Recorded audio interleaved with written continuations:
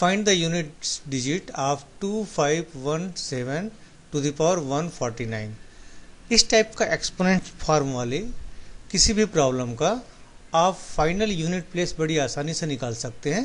थोड़ा सा अगर हम इसे समझ लें तो कोई भी लास्ट डिजिट वह 0 से लेकर के 9 तक का आप बड़ी आसानी से सॉल्व कर लेंगे।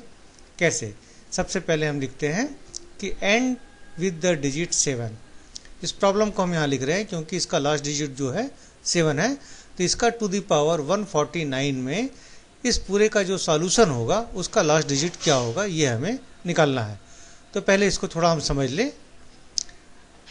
ये 7 है लास्ट डिजिट, तो अगर लास्ट डिजिट का सिंपल अगर एक बार आप मल्टीप्लाई करते हैं that means 7 to the power यदि 1 होगा तो इसका रिजल्ट होगा यूनिट प्लेस में 7।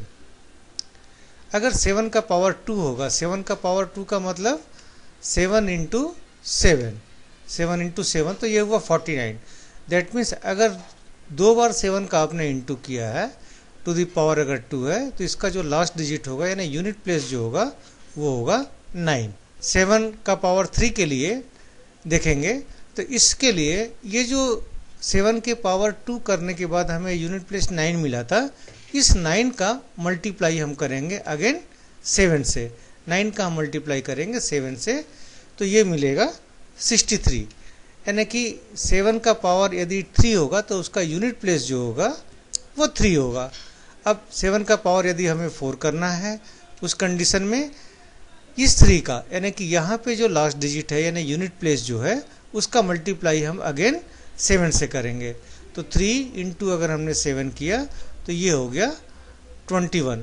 अब यहाँ देखिए लास्ट डिजिट 1 हो गया, तो 7 का पावर यदि अगर हम 5 लिखते हैं तो अब क्या होगा, यहाँ से हम लास्ट डिजिट लेंगे 1 का इंटू फिर हम 7 से करेंगे तो 1 इंटू 7 किए तो हम 7 पे आ गए।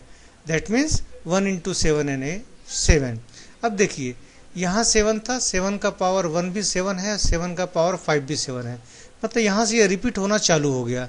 यहाँ पर हमें ध्यान देना है कि 7 टू द पावर 1 था तो 7 हुआ और 7 टू द पावर 5 आया तो भी यूनिट प्लेस में जो लास्ट डिजिट होगा वो 7 होगा, मतलब यहाँ से वो रिपीट होना चालू हो गया।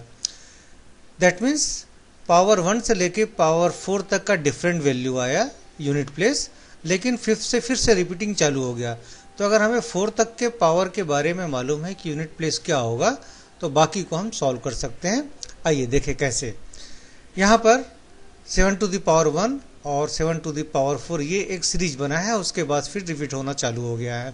तो इस प्रॉब्लम को हम फिर से लिखते हैं 2517 टू द पावर 149।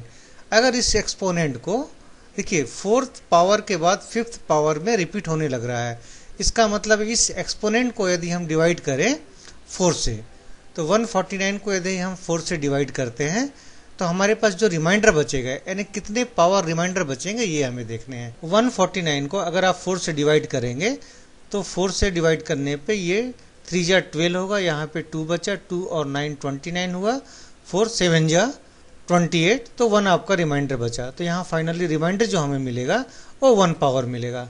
यानी 4 पावर रिपीट होता गया तो यहाँ से रिपीटिंग चालू हो जाती है।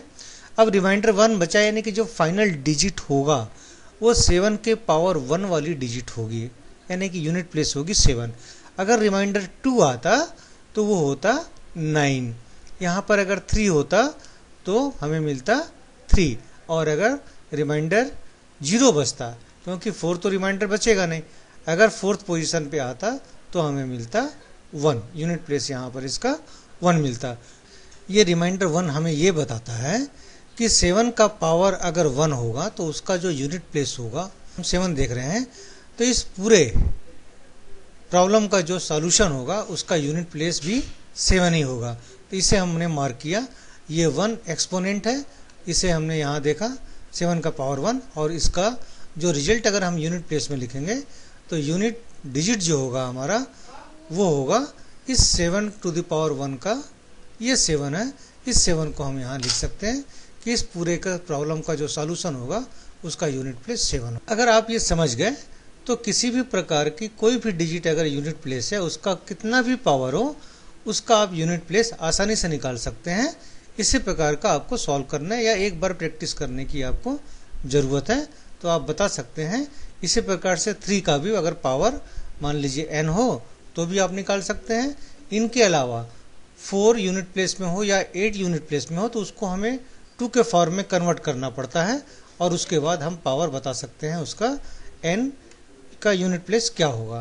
तो ये हमारा इस प्रकार से बनेगा, यानी 4 को हम कन्वर्ट करेंगे 2 इंटू 2 में, दैट मीन्स 2 का स्क्वायर इंटू n, यानी कि 2 का पावर 2n हो जाएगा। 8 को हम लिख सकते हैं 2 इंटू 2 इंटू 2, दैट मीन्स 2 का पावर 3, और इस 3 को अगर हम n से मल्टीप्लाई करेंगे तो 2 का पावर 3n हो जाएगा। उसे भी हम इसी प्रकार से सॉल्व कर सकते हैं। और ये 3 जैसा ही 9 को हम कन्वर्ट कर सकते हैं 3 में, 3 का स्क्वायर करेंगे तो 3 टू द पावर 2n हो जाएगा। और अगर मान लीजिए आपको यूनिट प्लेस मिलता है 1, 5, 6 या 0, तो इसका एज इट इज होगा, क्योंकि इसका कितना भी आप मल्टीप्लाई करेंगे 1 ही आएगा, 5 का 5 आएगा, 6 का 6 आएगा और 0 का 0 ही आएगा यूनिट प्लेस। तो आप कभी भी अगर आपको MCQ में इस टाइप के प्रॉब्लम आते हैं तो आप यूनिट प्लेस को देखते हुए आसानी से आप बता सकते हैं कि इसका जो सॉल्यूशन होगा उसका यूनिट प्लेस क्या होगा।